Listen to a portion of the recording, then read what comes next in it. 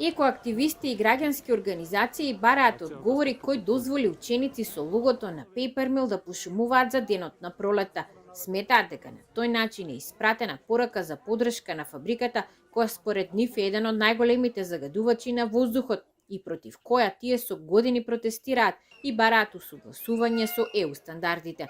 Реакција стигна и од меѓаши кои побараат децата да не се злоупотребуваат. Децата беа изманипулирани, злоупотребени со високо морална свест од страна на децата да го пошумуваат градот и многу е активистички, еколошки, би рекол, и детското учество во пракса, меѓутоа кога забележавме дека се носат мајци од главниот загадувач во Кочани и тоа е во спрега со директорот и локалната самоуправа, сметаме дека е неодговорно и бевме разочарени, моравме да реагираме. Но од општината велат тие не биле главни организатори на пошумувањето.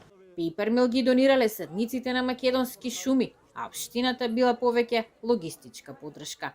Ние не ги поттикнавме од Papermill да ги донираат ниту садниците, ниту мајците. Ние како општина целосно ги поддржуваме напорите да се реши проблемот со загадувањето.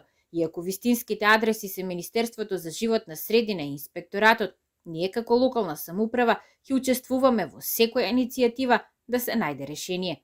Активистите кои веќе собраа стотици потписи и преку оваа граѓанска иницијатива ќе побараат подршка за решавање на проблемот со аерозагадувањето, бараат ревидирање на интегрираната еколошка дозвола и ставање во функција на пречистителната станица за отпадни води на фабриката.